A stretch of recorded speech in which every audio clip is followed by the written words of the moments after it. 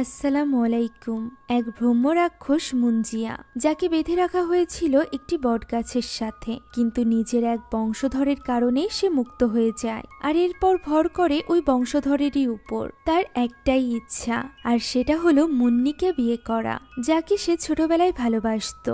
এখন ছোটবেলার ভালোবাসা মুন্নিকে খুঁজে পেতে মুঞ্জিয়া কি করতে চলেছে তাই জানবো আজকের এই গল্পে, যার নাম মুঞ্জিয়া। তো চলুন আর দেরি না করে শুরু করা যাক আজকের এই ছোট্ট ব্রহ্ম রাক্ষসের গল্প।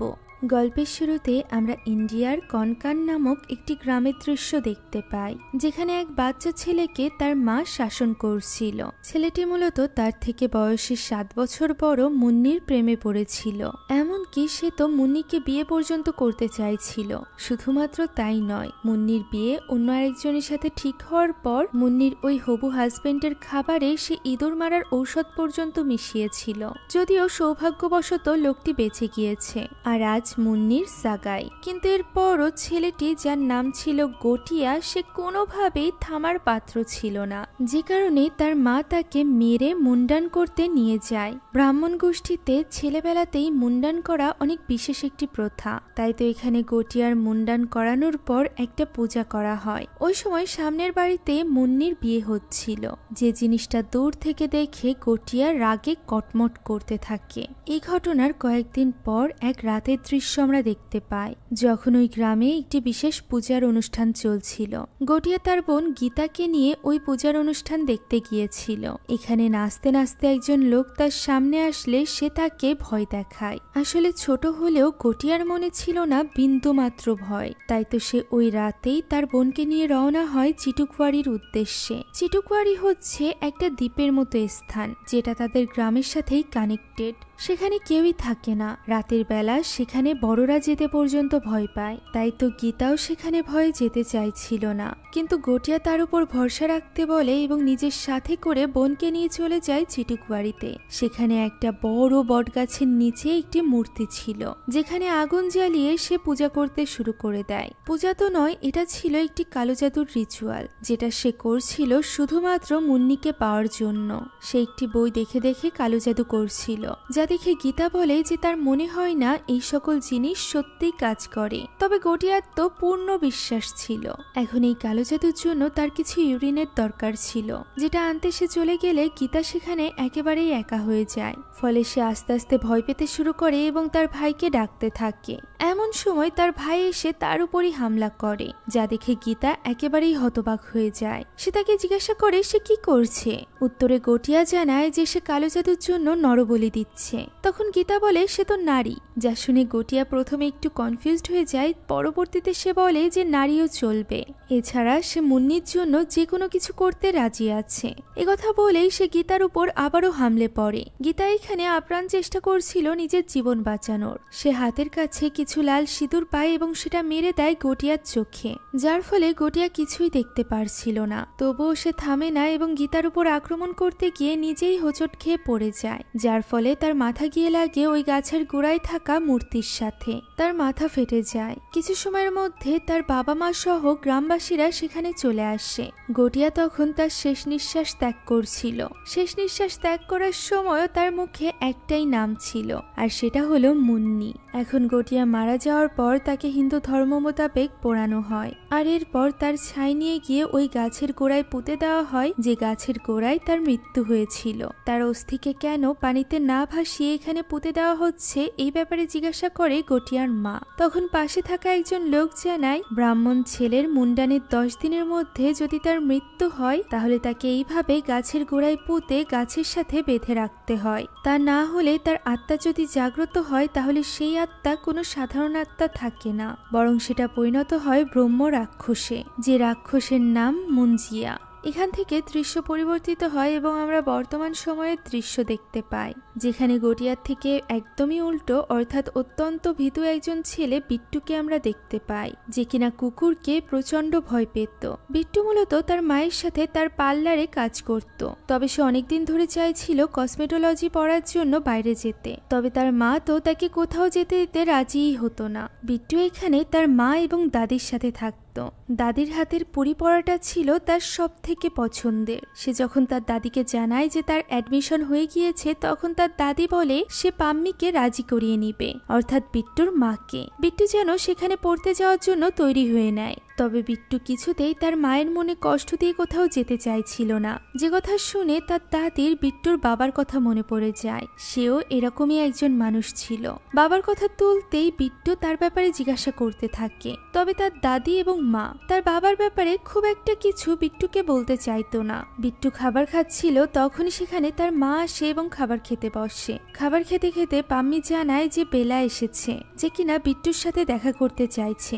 বেলার কথা শোনা মাত্রই বিট্টুর মুখে যেন একটা অদ্ভুত হাসি দেখা যায়। তবে যখনই তার মা জানায় যে বেলার সাথে তার বিদেশি বন্ধু এসেছে, তখন বিট্টুর মুখের হাসি যেন অদৃশ্য হয়ে যায়। সে সেখান থেকে রাগ করে উঠে বাইরে চলে আসে এবং বেলাকে বাইরে দেখে দ্রুত বাইক স্টার্ট দিয়ে সেখান থেকে চলে যেতে চায়। এমন সময় পেছন থেকে বেলা তাকে ডাক দেয়। বেলার গলা শোনা মাত্রই বিট্টু তার কল্পনায় চিটুক বাড়ির ওই গাছকে দেখতে পায়। সেই সাথে কারোর একটা গর্জন শোনা যায়। সে যেন কল্পনায় হারিয়ে গিয়েছিল।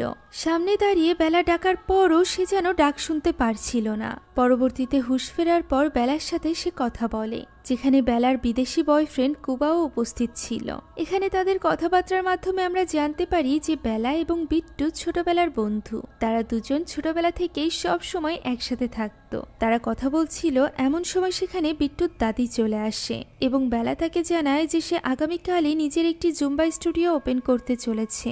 এ কারণেই মূলত সে তাদেরকে ইনভাইট করার জন্য এখানে এসেছে।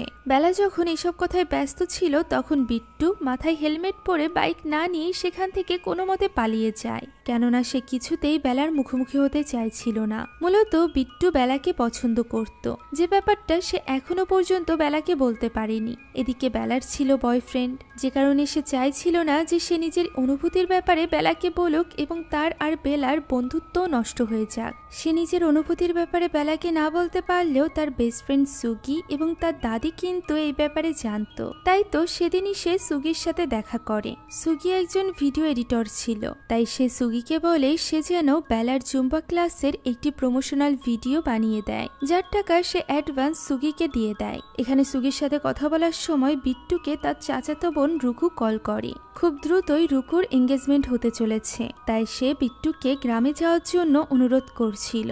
বিট্টু এখানে বলে যে তার মা এবং দাদিকে সে জানাবে। এখানে সুগিও রুকুর সাথে কথা বলতে চাইছিল, কারণ সে অনেক আগে থেকে রুকুকে পছন্দ করে। এখন তো রুকুর এঙ্গেজমেন্টও ঠিক হয়ে গিয়েছে, তবুও এখনো পর্যন্ত বিট্টু তার সাথে সুগির পরিচয় করিয়ে দেয়নি। যাক, এখন দুই বন্ধু মিলে চলে যায় বেলার স্টুডিওতে। সেখানে গিয়ে তারা ভিডিও করতে থাকে। বেলার স্টুডিওর নাম রাখা হয়েছিল কুবেলা, অর্থাৎ কুবা এবং বেলার নাম মিলে এই নামটি রাখা হয়েছিল, যেটা জানার পর আমাদের বেচারা বিট্টুর মন আরো একবার ভেঙে যায়। এখানে বেলা সুগিকে ধন্যবাদ জানায় তার ভিডিওটি ফ্রিতে বানিয়ে দেওয়ার জন্য, যা শুনে সুগি বুঝতে পারে যে বিট্টু আরো একবার বেলার প্রেমে নিজের টাকা খরচ করেছে, আর এই ব্যাপারটা সে বেলাকে জানতে পর্যন্ত দেয়নি। এখানে সুযোগ বুঝে বেলা বিট্টুকে কথা বলার জন্য একপাশে নিয়ে যায়, যা দেখে বিট্টু তো ভীষণ খুশি হয়ে যায়। কিন্তু বেলা মূলত তার কাছে জানতে চাইছিল যে কোবা বেলার জন্য ঠিক হবে কিনা। বিট্টু তাকে খুব ভালোভাবে চেনে, তাই সে বিট্টুর কাছ থেকে মতামত জানতে চায়। তবে বিট্টু কোনো উত্তর দেওয়ার আগেই কোবা সেখানে আসে এবং গান বাজিয়ে বেলাকে বিয়ের জন্য প্রপোজ করে, যা দেখে বিট্টুর সাথে সাথে বেলা নিজেও হতবাক হয়ে যায়। নিজের চোখের সামনে বেলা এবং কোবাকে ডান্স করতে দেখে বিট্টুর যেন আবারও কিছু হয়ে যায়। সে আবারও চিটুক বাড়ির ওই জঙ্গল এবং গাছ দেখতে পায়, সেই সাথে ভয়ানক ওই কণ্ঠ শুনতে পায়। এটা এক দুইবার নয়, বিট্টুর সাথে প্রায় ঘটে থাকে। যেমন আগামী দিন সে যখন বাসে করে গ্রামের উদ্দেশ্যে রওনা দিয়েছিল, তখনও তার সাথে একই ঘটনা ঘটে। সে ওই জঙ্গল এবং গাছ দেখতে পায়। এখানে তারা গ্রামে যাচ্ছিল ঠিকই, কিন্তু পাম্মি মন থেকে কখনোই গ্রামে যেতে চায়নি। একে তো তার একমাত্র দেবর অর্থাৎ রুকুর বাবা বালুর সাথে সম্পর্ক ভালো না, এর উপর আবার গ্রামে গতবার কিছু একটা ঘটেছিল, যে ব্যাপারে তারা বিট্টুর সামনে কথা পর্যন্ত বলতে চায় না। এখন গ্রামে পৌঁছানোর পর রুকু তাদেরকে রিসিভ করতে আসে, যদিও তাদের আসাতে বালু খুব একটা খুশি ছিল না।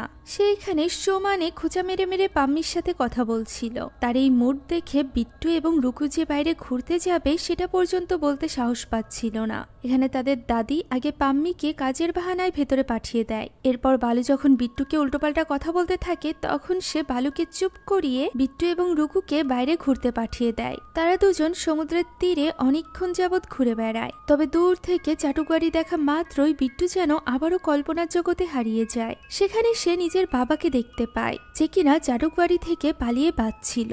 সেই ব্যাপারে রুকুকে জিজ্ঞাসা করে যে রুকু তার বাবার ব্যাপারে কোনো কিছু জানে কিনা। তবে রুকু এই ব্যাপারে কিছু জানতো না। সে বিট্টুকে বলে সন্ধ্যা নেমে আসছে, এই মুহূর্তে চাটুকবাড়ির আশেপাশে থাকা উচিত হবে না, তাই তারা বাড়িতে ফিরে আসে। বাড়িতে তখন বালু চেষ্টা করছিল চাটুকবাড়ি বিক্রি করে দেওয়ার জন্য তার মাকে রাজি করাতে, কিন্তু কোনো এক ভয়ে সে কিছুতেই রাজি হচ্ছিল না। তখন বালু বলে ওঠে যে তার বড় ছেলে যদি চাইতো তাহলে তো সে রাজি হয়ে যেত। চিটুকবাড়ি বিক্রি করার পরিকল্পনা তো তার বড় ছেলে অর্থাৎ বিট্টুর বাবারই ছিল। সেই মূলত পাম্মির পার্লারের জন্য চিটুকবাড়ি বিক্রি করতে চাইছিল। এমন সময় সেখানে বিট্টু এবং রুকু চলে আসে। বিট্টুকে দেখে পাম্মি তাকে থামানোর চেষ্টা করে, তবে বালু চুপ হয় না। সে বলতে থাকে যে সে হাজারবার নিষেধ করেছিল বিট্টুর বাবাকে একা একা চিটুকবাড়ি না যাওয়ার জন্য, কিন্তু গ্রামবাসী কেউ না যাওয়ায় সে একাই চলে গিয়েছিল ওই গাছটিকে পুড়িয়ে দিতে, যাতে করে চিটুকবাড়ির অভিশাপ মুক্ত হয় এবং সে চিটুকবাড়ি বিক্রি করতে পারে। ওই দিনই সে পা পিছলে সমুদ্রে পড়ে গিয়েছিল এবং সেখানেই মারা গিয়েছিল।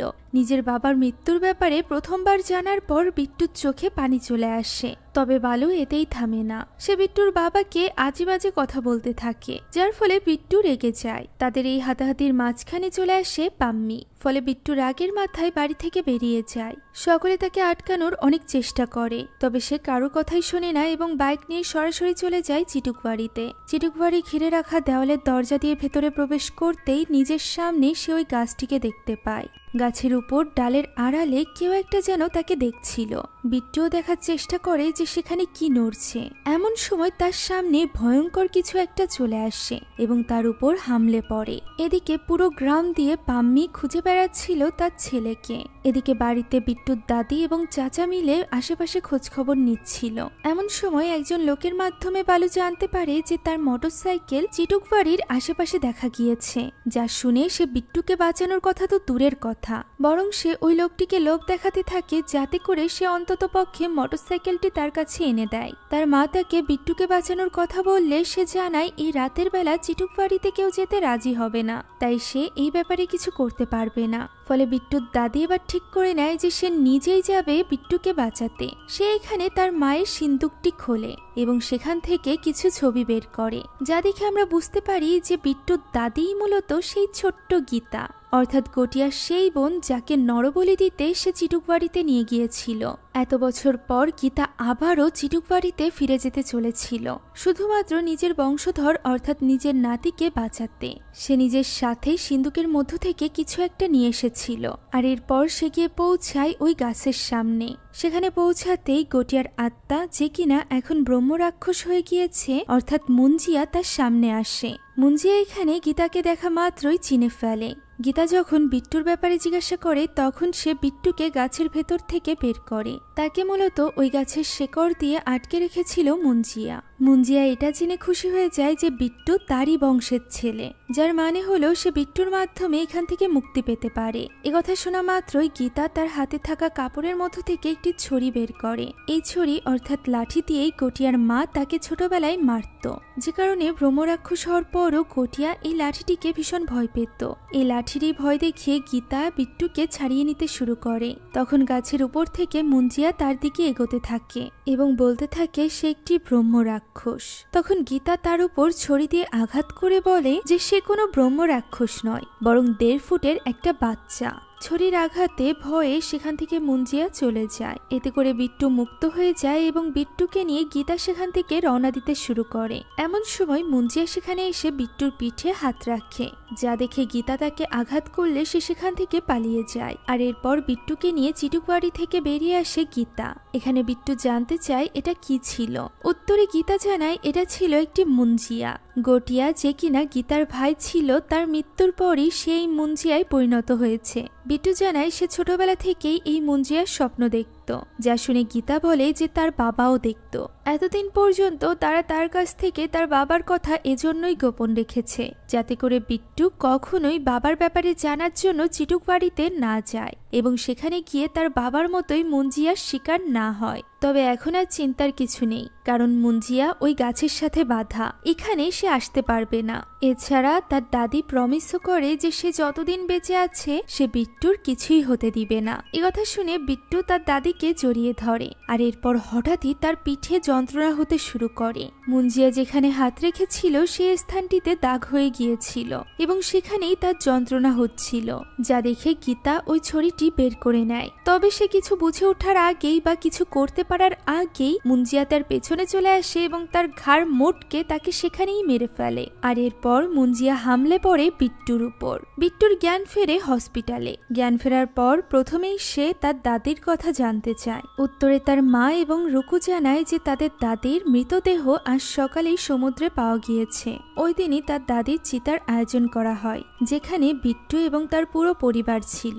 তবে এত কিছুর পরও তার বালু চাচা তখনও পর্যন্ত তাদেরকে নিয়ে আজেবাজে কথা বলছিল। তার মতে বিট্টুর কারণেই তার মা মারা গিয়েছে, বিট্টুর মায়ের কারণেই নাকি তার ভাই মারা গিয়েছিল, আর এখন বিট্টুর কারণে তার মা মারা গিয়েছে। এইসব আজেবাজে কথা শুনে বিট্টুর মা আর এক মুহূর্তও সহ্য করতে পারে না। সে তখনই বিট্টুকে নিয়ে সেখান থেকে রওনা হয় বাড়ির উদ্দেশ্যে। বিট্টু যেন তার দাদিকে হারানোর কষ্ট কোনোভাবেই সহ্য করতে পারছিল না। এদিকে পথেই বাসে থাকাকালীনই সন্ধ্যা গড়িয়ে রাত হয়ে যায়। সূর্য ডুবতেই হঠাৎই বিট্টুর পিঠের ওই স্থানটিতে ব্যথা হতে শুরু হয়। সে এর কারণ জানতো না।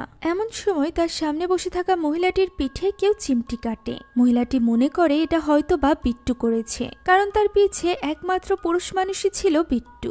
এই নিয়ে সে বিট্টুর উপর হাত উঠাতে শুরু করে, যা দেখে পাম্মি অর্থাৎ বিট্টুর মা বিট্টুকে পেছনের সিটে পাঠিয়ে দেয়। বিট্টু পেছনের সিটে বসেছিল, এমন সময় সে পাশ থেকে মুঞ্জিয়ার কণ্ঠ শুনতে পায়, যে কিনা বলছিল বিট্টু চিমটি কাটেনি, কেটেছে মুঞ্জিয়া। একথা বলেই মুঞ্জিয়া বিট্টুর সামনে চলে আসে এবং তাকে জানায় একমাত্র বিট্টুই তাকে দেখতে পাবে। গতরাতে সে যখন বিট্টুর পিঠে হাত রেখেছিল তখনই সে বিট্টুকে নিজের গাছে পরিণত করেছে। নিজের হাতের ওই ছাপের জন্য সে এখন থেকে প্রতি রাতেই বিট্টুর কাছে আসতে পারবে। এমন সময় বাসের লাইট জ্বলে ওঠে, যার ফলে মুঞ্জিয়াকে দেখা যায় না।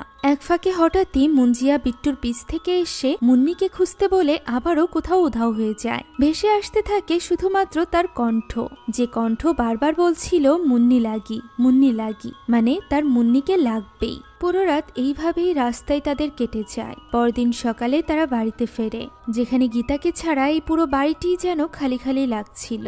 রান্নাঘরের টেবিলে বসে পড়ে বিট্টু তার দাদির কথাই ভাবছিল। এমন সময় তার মা তার সামনে তার দাদির বানিয়ে রাখা শেষ পুরিটি দেয় এবং বলে তার দাদি তার জন্য নাকি এটা বাঁচিয়ে রেখেছিল। তবে বিট্টু এটা খেতে পারে না, তার চোখে পানি চলে আসে এবং সে উঠে সেখান থেকে চলে যায়। সন্ধ্যা গড়িয়ে রাত হয়ে যায়। বিট্টু তখন ঘুমিয়েছিল। সূর্য ডুবতেই আবারও তার কাছে মুঞ্জিয়া চলে আসে। মুঞ্জিয়ার কণ্ঠ শোনা মাত্রই বিট্টু চোখ বন্ধ করে শুয়ে থাকে। তবে চোখ মেলতেই সে মুঞ্জিয়াকে নিজের উপরে দেখতে পায়। পর মুহূর্তেই সে গায়েব হয়ে যায়। হঠাৎই বিট্টুর পিঠে যন্ত্রণা হতে থাকে। এমন সময় মুঞ্জিয়া সামনের দরজা দিয়ে তার উপর ঝাঁপিয়ে পড়ে। বিট্টু এতে করে ভীষণ ভয় পেয়ে গিয়েছিল। এমন সময় মুঞ্জিয়া তার পা ধরে টেনে নিয়ে তাকে বুকশেলফের সাথে নিয়ে আঘাত করে, যার ফলে বইয়ের আলমারিটি তার উপর পড়তেই যাচ্ছিল। তবে সঠিক সময় বিট্টু সেখান থেকে সরে যায়। এমন সময় তার সামনে থাকা দরজাটি আপনা আপনি খুলে যায়। বিট্টু সাহস করে বাইরে বেরিয়ে আসে। ওই সময় চারিদিক থেকে মুঞ্জিয়া বলতে থাকে মুন্নিকে খুঁজতে। বিট্টু জিজ্ঞাসা করে যে কে মুন্নি, আর সে কেনই বা মুন্নিকে খুঁজবে। একথা শুনতেই মুঞ্জিয়া তাকে দেওয়ালের সাথে আঘাত করে এবং তার দিকে তেড়ে আসতে থাকে। বিট্টু তার কাছ থেকে পালিয়ে নিচের একটা ঘরে গিয়ে নিজেকে আটকে নেয়। ফলে মুঞ্জিয়া ওই ঘরে প্রবেশ করতে না পেরে রাস্তায় চলে যায়, যেখানে বিট্টু ওই ঘরের জানালা দিয়ে দেখতে পায় তার মা রাস্তা দিয়ে হাঁটছে এবং মুঞ্জিয়া তাকে দেখিয়েই রোড লাইটটি ভেঙে তার মায়ের উপর ফেলছে। সৌভাগ্যবশত এটি পাম্মির মাথায় নয়, বরং তার পায়ের কাছে গিয়ে পড়ে। অর্থাৎ মুঞ্জিয়া বিট্টুকে ভয় দেখাতে চাইছিল যে এখনই যদি সে মুন্নিকে খুঁজতে না বের হয় তাহলে সে পাম্মিকে মেরে ফেলবে। ফলে ফলে পুরো রাত বিট্টু মুঞ্জিয়াকে কাঁধে নিয়ে পুরো শহর দিয়ে ঘুরে বেড়ায় এবং মুন্নিকে খুঁজতে থাকে। পরদিন সকালে পেপার নেওয়ার জন্য পাম্মি দরজা খুলে দেখতে পায় দরজার কাছে বিট্টু ঘুমিয়ে আছে। বিট্টু তাকে দেখে উঠে ঘরে চলে যায়। সময়ের সাথে বিট্টুর পিঠের ছাপটা যেন আরো গভীর হয়ে গিয়েছিল এবং সন্ধ্যা নামতেই মুঞ্জিয়া বিভিন্নভাবে তাকে বিরক্ত করছিল। ওই রাতে সে যখন পার্লারে কাজ করছিল তখন পার্লারে একজন মহিলা তার ছোট্ট বাচ্চাকে নিয়ে আসে, যে বাচ্চাকে মুঞ্জিয়া তুলে নিয়ে যায় এবং ওয়াশিং মেশিনে দিয়ে মেরে ফেলতে যায়। তবে সঠিক সময় সেখানে বিট্টু পৌঁছে যায় এবং বাচ্চাটিকে বাঁচিয়ে নেয়। বাচ্চাটিকে বিট্টুর কাছে দেখে তার মা বেশ অবাক হয়, আর এরপর থেকে এমন ঘটনা ঘটতেই থাকে। প্রতি রাতে বিট্টু বাইরে বাইরে ঘুরে বেড়াতো মুন্নির খোঁজে। পরদিন সকালে সে বাড়িতে ফিরতো এবং ফিরেই সে ঘুমিয়ে পড়তো। এই সব কিছু দেখে পাম্মি বেশ চিন্তায় পড়ে যায়। তাই সে সুগিকে ডাকে বিট্টুর সাথে কথা বলার জন্য। তার মনে হচ্ছিল দাদির মৃত্যুর শোকে বিট্টু হয়তো বা নেশা টেশা কিছু করছে।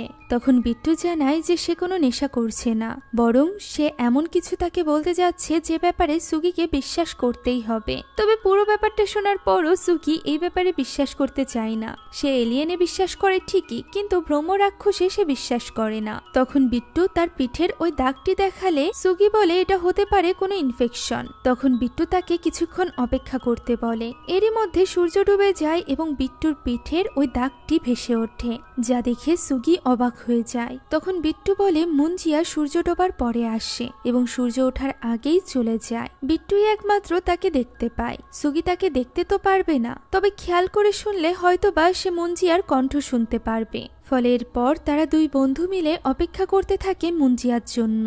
এমন সময় হঠাৎই মুঞ্জিয়া সুগির কানের কাছে এসে চিৎকার করে ওঠে। সে আলমারির উপর বসেছিল এবং সুগি আর বিট্টু নিচে বসে থরথর করে কাঁপছিল।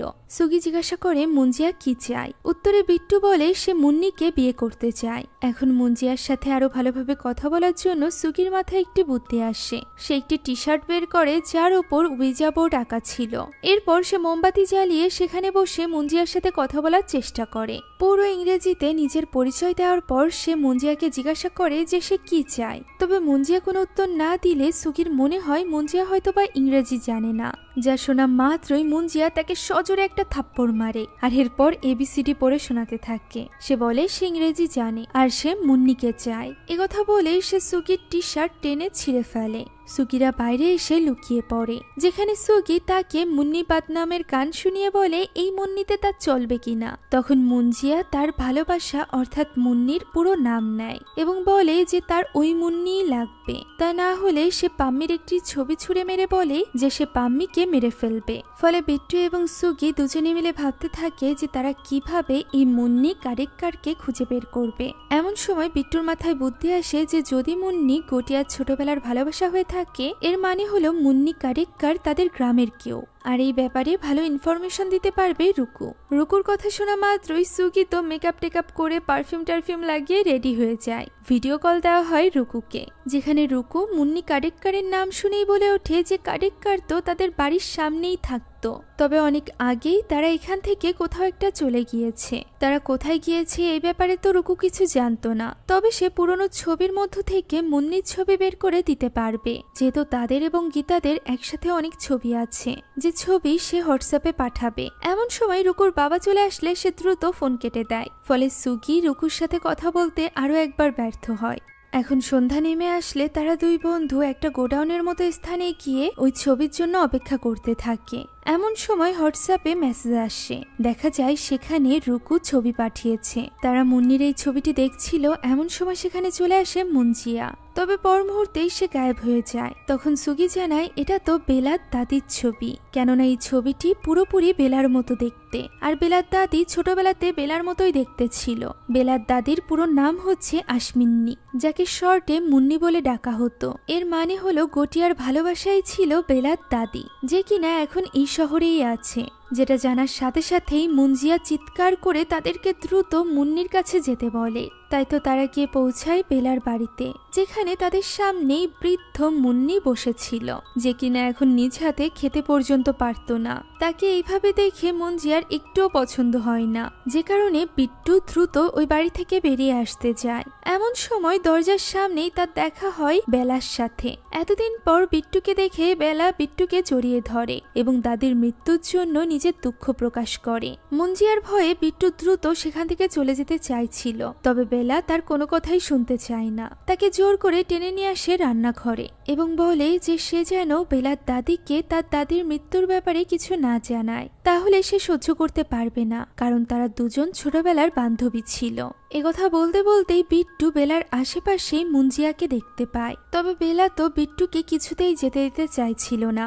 সে বিট্টুর জন্য তাদের পছন্দের জুস বানাতে যায়, যেখানে তার হাতে কুবার দেওয়া আংটি না দেখে বিট্টু তার কাছে এই ব্যাপারে জিজ্ঞাসা করে, যেখানে বেলা জানায় যে সে এত বড় প্রতিশ্রুতির জন্য এখনই রেডি নয়। কুবা এবং সে এখনো সম্পর্কে আছে, তবে তারা এখনই বিয়ে করতে চায় না। ওই সময় বিট্টু দেখতে পায় যে উপর থেকে মুঞ্জিয়া বেলার মাথায় হাত দেওয়ার চেষ্টা করছে, যা দেখা মাত্রই সে বেলাকে সেখান থেকে সরিয়ে নিয়ে জড়িয়ে ধরে এবং ধন্যবাদ জানায়। এমন সময় আস্তে আস্তে মুঞ্জিয়া বিট্টুর পিঠের উপর চলে আসে। বিট্টুকে এমন অদ্ভুতভাবে নড়তে চড়তে দেখে বেলারও সন্দেহ হয় যে সে হয়তোবা নেশা করছে, তবে বিট্টু তাকে কোনো কিছু না বলেই সুযোগ বুঝে সেখান থেকে কেটে পড়ে। গোডাউনে এসে বিট্টু অবাক চোখে মুঞ্জিয়ার কার্যকলাপ দেখছিল, যে কিনা এই গোডাউন থেকে বের হওয়ার জন্য এবং মুন্নির কাছে যাওয়ার জন্য পাগল হয়ে যাচ্ছিল।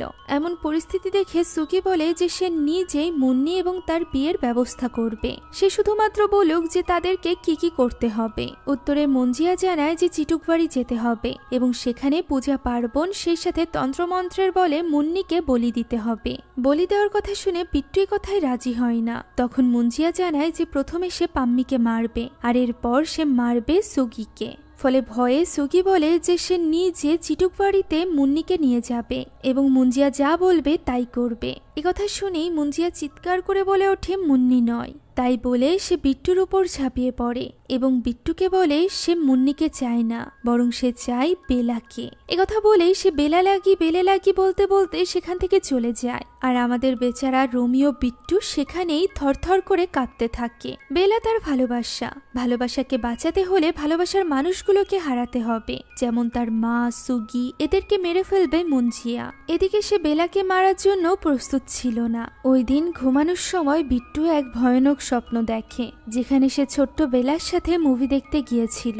তাদের সাথে ছিল তার দাদি গীতা। সেখানে হঠাৎই স্ক্রিনে তার মাকে দেখা যায়, যে কিনা ভয়ানকভাবে বিট্টুকে ডাকছিল। এমন সময় তার দাদি পরিণত হয় একটা কঙ্কালে। তারা দুজন ছোট থেকে মুহূর্তের মধ্যেই বড় হয়ে যায়। তখনই সেখানে মুঞ্জিয়া চলে আসে এবং বারবার বলতে থাকে বেলাকে মারার জন্য। বিট্টুও তার কথা শুনে বেলাকে আঘাত করতে যায়। এমন সময় বিট্টুর ঘুম ভেঙে যায়। তাকে নিয়ে সুগি পৌঁছে গিয়েছিল এক তান্ত্রিকের কাছে। সেখানে তারা ওই তান্ত্রিকের শো দেখতে পায়, যেখানে একজন লোক তার স্ত্রীকে নিয়ে এসেছিল। তার স্ত্রীর উপর নাকি কোনো আত্মা ভর করেছে। ওই তান্ত্রিক মুহূর্তের মধ্যেই সকলের সামনে ওই মহিলার ভেতর থেকে আত্মাকে তাড়িয়ে দেয়, যা দেখার পর বিট্টুর আর বুঝতে বাকি থাকে না যে এর সবটাই সাজানো নাটক। তাই তো সে তার সাথে দেখা করতে একদমই রাজি ছিল না। তবে সুগির জোড়াজড়িতে তারা এক্সট্রা টাকা দিয়ে ওই তান্ত্রিকের সাথে কথা বলতে যায়। এই তান্ত্রিকের নাম ছিল এলভিস। সুগি যখন জানায় যে তারা ভূত প্রেতের সমস্যা নিয়ে এসেছে, তখন এলভিস জানায় যে তারা ঠিক জায়গাতেই এসেছে। তবে তখনও পর্যন্ত বিট্টু তাকে নিজের সমস্যার কথা বলতে চাইছিল না। সে উঠে চলে যাচ্ছিল, তখন সুগি তার পিঠের ওই দাগটি এলভিসকে দেখায়, যা দেখা মাত্রই এলভিস মুঞ্জিয়ার নাম নেয়। একথা শুনে তারা দুজনই হতবাক হয়ে যায়। আর এরপর এলভিস তার মাথার নকল চুলটি খুলে রাখে এবং তাদেরকে জানায় যে বাইরে যা কিছু তারা দেখেছে সবটাই নাটক ছিল। তবে যেহেতু তারা সত্যি আসল সমস্যার মধ্যে পড়েছে, তাই সে তাদেরকে সাহায্য করতে চায়। বিট্টু জিজ্ঞাসা করে যে সে মুঞ্জিয়ার ব্যাপারে কিভাবে জানলো। তখন এলভিস তার পাশে থাকা ফ্রিজের মতো দেখতে দরজা দিয়ে ভেতরে চলে যায়, যে ঘরের মধ্যে ভুতুরে অনেক কিছু ছিল। সেখান থেকে সে একটি পুঁথি বের করে, যে পুঁথিতে মুঞ্জিয়ার ব্যাপারে লেখা আছে। আর এই পুঁথির সাহায্যেই এলভিস 4 জন মুঞ্জিয়াকে হারিয়েছে। বিট্টু জিজ্ঞাসা করে যে তারা এই মুঞ্জিয়াকে কিভাবে হারাবে। উত্তরে এলভিস বলে যে মুঞ্জিয়া যদি কাউকে বিয়ে করতে চায়, এর মানে হলো তাকে প্রথমে কারোর মধ্যে প্রবেশ করতে হবে। হতে পারে সেটা কোনো ছাগল। আর এরপর ওই মেয়েকে বিয়ে করার পর সে ওই মেয়েকে মেরে ফেলবে। যাতে করে ওই মেয়েটিও ভূত হয়ে যায় এবং তারা দুজন সারা জীবন একসাথে থাকতে পারে। তবে যখন সে ছাগলের মধ্যে প্রবেশ করবে ওই সময় যদি বিয়ের আগেই তাকে মেরে ফেলা যায় তাহলে ওই মুঞ্জিয়া শেষ হয়ে যাবে। এখন মুঞ্জিয়াকে ওই ছাগলের মধ্যে আনতে হলে মুঞ্জিয়ার বংশেরই কারোর রক্ত দিয়ে একটি বিশেষ চিহ্ন বানাতে হবে ওই ছাগলের মাথার উপর, আর এরপর ওই মেয়ের সাথে বিয়ে দেওয়ার নাম করে তাকে মেরে ফেলতে হবে। এই সব কিছুতে এলভিস সাহায্য করবে ঠিকই, কিন্তু এই কাজগুলো সেই গাছের নিচে থেকে করতে হবে যে গাছের গোড়ায় মুঞ্জিয়ার অস্থি পোতা আছে। এর মানে মুঞ্জিয়াকে বোকা বানাতে হলে বেলাকে ওই অস্থির কাছে নিয়ে যেতে হবে, যেটা ছিল সব থেকে কঠিন কাজ। বেলাকে তারা কি বলবে এটাই বুঝে উঠতে পারছিল না। তবে সুগির মাথায় একটি বুদ্ধি আসে। সে বেলাকে গিয়ে বলে বেলার জন্য সে একটি জুম্বা ক্লাসের ভিডিও করবে, আর এর জন্য একটি ভালো লোকেশন হতে পারে বিট্টুর গ্রামের বাড়ি, কেননা সেখানে সমুদ্র সৈকত রয়েছে। সেই সাথে থাকা খাওয়া নিয়েও তাদের কোনো চিন্তা হবে না, সেখানে বিট্টুদের বড় বাড়ি রয়েছে। একথা শুনে বেলা রাজি হয়ে যায় এবং তার জুম্বা ক্লাসের সব মেয়েদেরকে নিয়ে সেদিনই রওনা হয় বিট্টুর গ্রামের উদ্দেশ্যে। যাওয়ার সময় বেচারি বেলা খুব মজা করতে করতে যায়, কেননা সে তো জানেই না যে সেখানে তার জন্য বিট্টুরা কি পরিকল্পনা করে রেখেছে। তাকে বিয়ে দিতে চলেছে একটা ছাগলের সাথে, যার মধ্যে রয়েছে এক ব্রহ্ম রাক্ষস। যাই হোক, এখন কটেজে পৌঁছানোর আগেই পথেই এলভিস নেমে যায়, কারণ সে বিট্টুদের কাছাকাছি থাকলে মুঞ্জিয়া বুঝে যাবে। আর এরপর বিট্টুদের বাস গিয়ে পৌঁছায় গ্রামের একমাত্র কটেজে, যেটা মূলত রুকুদের ছিল। এখানেই রুকুর সাথে প্রথমবারের মতো সুগির দেখা হয়। সুগি যখন নিজের পরিচয় দেয় যে সে বিট্টুর বন্ধু, তখন রুকুর বাবা অর্থাৎ বালু চাচা ভীষণ ক্ষেপে যায় এবং তাদেরকে এখান থেকে চলে যেতে বলে। তখন পাম্মির সামনে আসে এবং জানায় যে তার শাশুড়ি শহরের বাড়ি বিট্টুর নামে করে দিয়েছে এবং গ্রামের এই কটেজ সহ বাড়ি রুকুর নামে করে দিয়েছে, তাই তারা এখানে থাকতে পারবে কিনা এই ব্যাপারটা জানাবে রুকু। রুকু তাদেরকে অনুমতি দিয়ে দিলে তারা ভেতরে চলে যায়। ওই দিন সারাদিন এই বিচের কাছে সকলে মিলে শুটিং করে, যেখানে বেলাকে এইভাবে নিজের সামনে দেখে বিট্টু যেন আরো বেশি করে তার প্রেমে পড়ে যাচ্ছিল। এখন সারাদিন তো এইভাবেই কেটে যায়। সময় এসে গিয়েছিল সূর্যাস্তের। বেলা একা একা সমুদ্রের তীরে বসে সূর্যাস্ত দেখছিল, যেখানে বিট্টু তার জন্য জুস নিয়ে আসে। সে জুস দিয়ে চলেই যাচ্ছিল, তবে বেলা তাকে জোর করে সেখানে বসায় এবং তাকে বলে আজকাল বিট্টু তাকে অনেক বেশি ইগনোর করে, যে ব্যাপারটা বেলার ভালো লাগে না। সে যখন 4 বছর পর লন্ডন থেকে ফিরেছিল তখন তার শহরের সবকিছুই পরিবর্তন হয়ে গিয়েছিল, একমাত্র বিট্টুর এবং তার বন্ধুত্ব বাদে।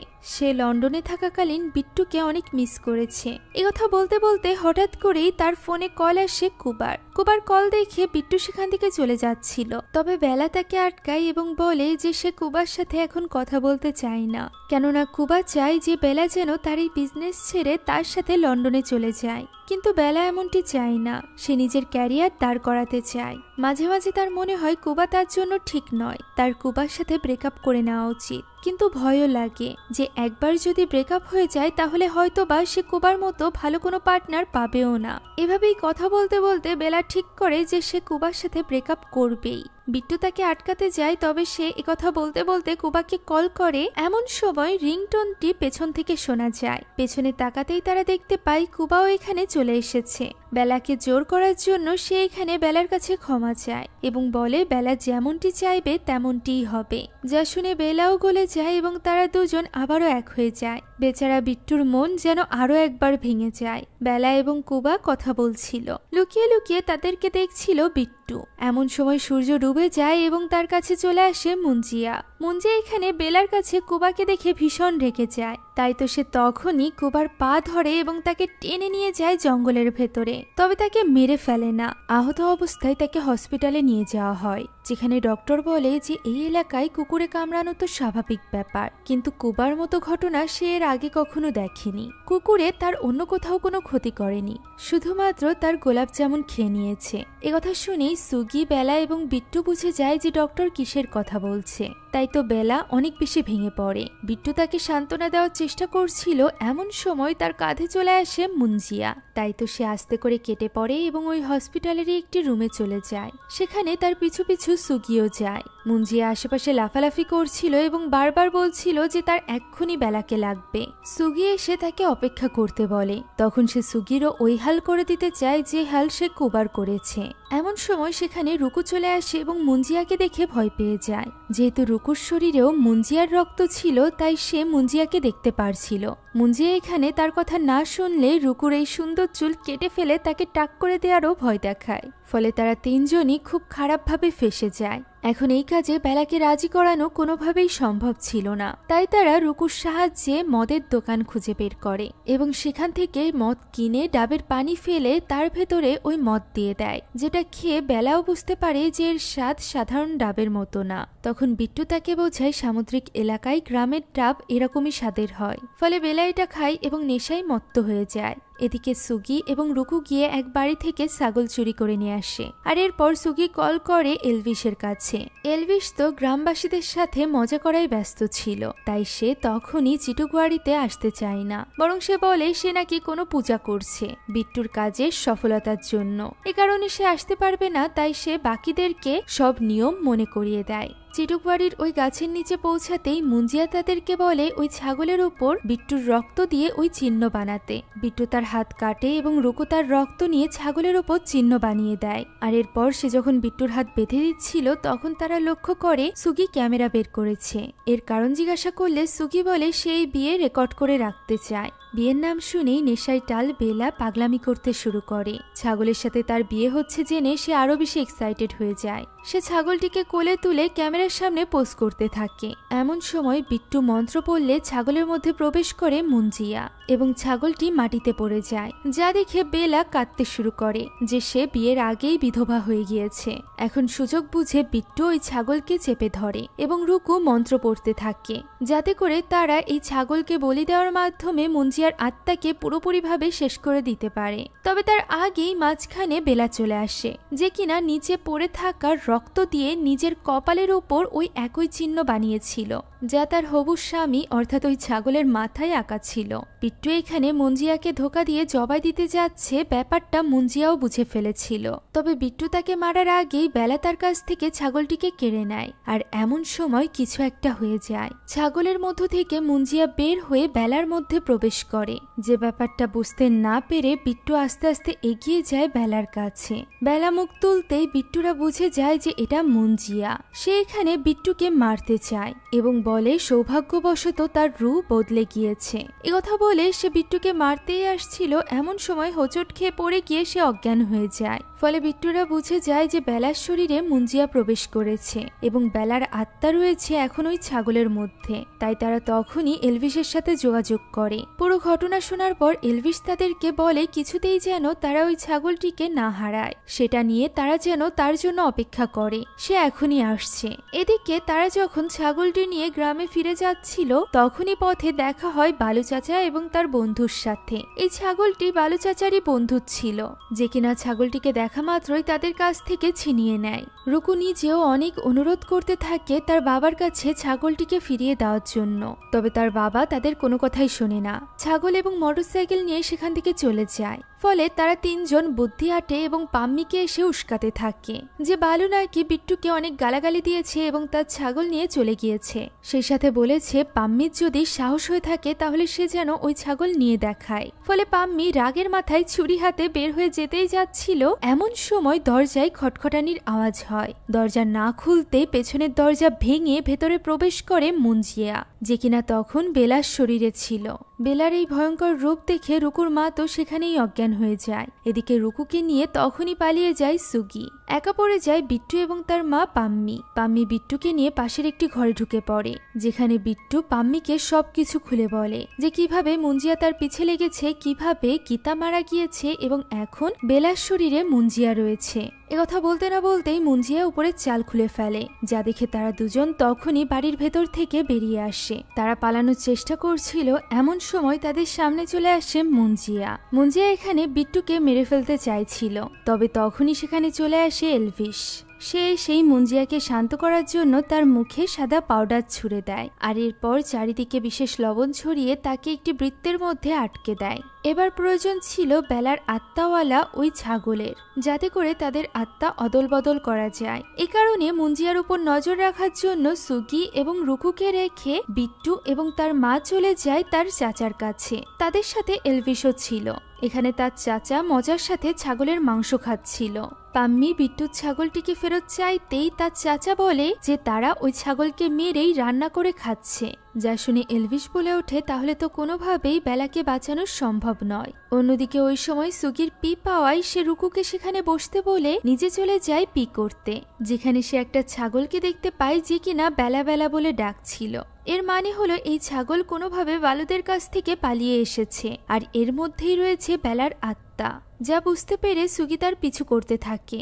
অন্যদিকে রুকু একা ভয়ে ভয়ে মুঞ্জিয়ার উপর নজর রেখেছিল। এমন সময় হঠাৎই বেলার শরীরে থাকা মুঞ্জিয়া বেলার কণ্ঠ করে কাঁদতে শুরু করে, যা শুনে রুকু মনে করে বেলার মধ্যে হয়তো বা বেলার আত্মা আবারও ফিরে এসেছে। তাকে সাহায্য করার জন্য রুকু ভুল করে ওই লবণের ভেতরে চলে যায়। সাথে সাথে মুঞ্জিয়া তাকে ধরে ফেলে। নিজেকে মুক্ত করে মুঞ্জিয়া সরাসরি চলে আসে বিট্টুর কাছে এবং বিট্টুর উপর হামলা করে। এমন সময় এলভিসের মাথায় একটি বুদ্ধি আসে, যদি পুরো ছাগলটি বালু খেয়ে থাকে এর মানে হলো বালুর মধ্যেই রয়েছে বেলার আত্মা। তাই তো তারা বালুকে আটকে ধরে তার মাথায় ওই একই সিম্বল বানায়, যেটা বালুর রক্ত থেকেই বানানো হয়, কেননা বালু নিজেও মুঞ্জিয়ারই বংশের ছিল। সিম্বল বানানোর পর তারা বালুকে ছেড়ে দেয়। এমন সময় সুগি ছাগল নিয়ে সেখানে চলে আসে, যে ছাগলের মধ্যে ছিল বেলার আত্মা। এটা দেখে বালুর বন্ধু বলে যে সে অন্য একটি ছাগল জবাই করেছিল। এর মানে হলো এই তিনজনের মাথাতেই এখন ওই একই সিম্বল আঁকা আছে। ফলে তিনজনই মুহূর্তের মধ্যে হাওয়ায় ভেসে ওঠে এবং আমরা দেখতে পাই বেলার শরীর থেকে মুঞ্জিয়ার আত্মা বেরিয়ে সরাসরি ঢুকে যায় বালুর মধ্যে। ফলে বেলা একেবারেই স্বাভাবিক হয়ে যায়। ছাগলটি সেখান থেকে পালিয়ে যায়। বেলাকে স্বাভাবিক দেখে বিট্টু তাকে সামলাতেই যাচ্ছিল। এমন সময় তারা লক্ষ্য করে বালুর মধ্যে রয়েছে মুঞ্জিয়ার আত্মা, যে কিনা একে একে তাদের সকলের ওপর হামলা করতে থাকে। সুযোগ বুঝে এলভিস তাকে পাশের একটি কুয়োর মধ্যে ফেলে দেয়। তবে কিছু সময়ের মধ্যে সে আবারও উঠে আসে এবং তাদের প্রত্যেকের উপর হামলা করতে থাকে। তাই তো বিপদ বুঝতে পেরে বিট্টু দ্রুত বেলাকে নিয়ে সেখান থেকে পালাতে শুরু করে। বাকিরা মুঞ্জিয়াকে আটকানোর চেষ্টা করলেও পারে না। মুঞ্জিয়া সুগি এবং এলভিসকে আহত করে পিছু করতে থাকে বেলা এবং বিট্টুর। তারা তখন পালাতে পালাতে সমুদ্রের তীরে চলে এসেছিল, যেখানে মুঞ্জিয়া তাদের দিকে ভয়ানকভাবে এগোতে থাকে এবং বিট্টুকে তুলে নিয়ে জোরে আঘাত করে, যার ফলে বিট্টু পুরোপুরিভাবে অজ্ঞান না হলেও তার পূর্ণ হুঁশ ছিল না। ফলে সে শুধুমাত্র দেখতে পায় যে বালু চাচার মধ্যে থাকা মুঞ্জিয়া বেলাকে জোর করে নিয়ে যাচ্ছে। জ্ঞান ফেরার পর সে বুঝতে পারে বেলাকে নিয়ে মুঞ্জিয়া হয়তোবা চিরুকুয়ারিতে গিয়েছে। সে হয়তোবা মুঞ্জিয়ার হাত থেকে নিজের ভালোবাসা অর্থাৎ বেলাকে বাঁচাতে পারেনি। এটা ভেবেই সে কাঁদতে থাকে। এমন সময় তার কাছে চলে আসে তার দাদি অর্থাৎ গীতার আত্মা। সে এখানে বিট্টুকে বোঝায় যে রাক্ষসরা শক্তিশালী তখন হয় যখন সাধারণ মানুষেরা তাদেরকে ভয় পায়। এর মানে হলো বিট্টু যদি মুঞ্জিয়াকে ভয় না পায় তাহলে মুঞ্জিয়ার শক্তি কমে যাবে। তাই গীতা বলে বিট্টু যেন তার ভালোবাসাকে রক্ষা করে। একথা বলেই গীতার আত্মা হাওয়ায় মিলিয়ে যায়। এমন সময় বিট্টু লক্ষ্য করে সমুদ্রের কিনারায় রয়েছে ওই বিশেষ ছড়িটি, যেটাকে মুঞ্জিয়া ভয় পায়। এদিকে ততক্ষণে বালুর মধ্যে থাকা মুঞ্জিয়া আপ্রাণ চেষ্টা করছিল বেলার গলায় ছুরি চালানোর। বেলা কোনো মতে তাকে আটকে রেখেছিল। এমন সময় সেখানে ছড়ির আওয়াজ করতে করতে চলে আসে বিট্টু, যা শুনে মুঞ্জিয়া পিছে ফিরে দেখতে পায় বিট্টুর হাতে রয়েছে ওই ছড়ি। ফলে সে ভয় পেয়ে যায় এবং সাথে সাথে বেলাকে ছেড়ে দেয়। এরপর বিট্টু এবং মুঞ্জিয়ার মধ্যে লড়াই শুরু হয়ে যায়। যে লড়াইয়ে বিট্টু একবারও মুঞ্জিয়াকে আঘাত করতে না পারলেও মুঞ্জিয়া ঠিকই তার পায়ে কোপ মারে, যার ফলে বিট্টু একটু আহত হয়ে পড়ে। তখন মাঠে নামে বেলা। সে মুঞ্জিয়ার পিঠে চড়ে তার উপর হামলা করলে মুঞ্জিয়া তাকে দূরে ছুঁড়ে ফেলে দেয়। ওই সময় বিট্টু উঠে দাঁড়ায় এবং তার হাতে থাকা ছড়ি দিয়ে মুঞ্জিয়ার পিঠের উপর আঘাত করে। তখন পিঠের এই দাগ দেখে বিট্টু নিজেই অবাক হয়ে যায়। সে নিজেও জানতো না এই ছড়িতে এত শক্তি রয়েছে। তবে সে দ্বিতীয় আঘাত করতে পারার আগেই মুঞ্জিয়া সেখান থেকে পালিয়ে যায়। গাছের ডালের ফাঁকা থেকে সে তাদের উপরই নজর রাখছিল।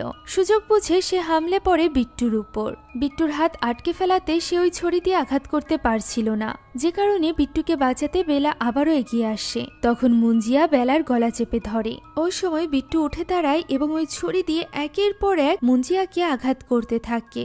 এভাবেই আঘাত করতে করতে সে তাকে গাছের কাছে নিয়ে আসে, যেখানে মুঞ্জিয়া সুযোগ পেয়ে তার হাত চেপে ধরে এবং তাকে গাছের সাথে লাগিয়ে গলা চেপে ধরে এবং বলতে থাকে বিট্টু কখনোই তাকে হারাতে পারবে না, সে একজন ব্রহ্ম রাক্ষস।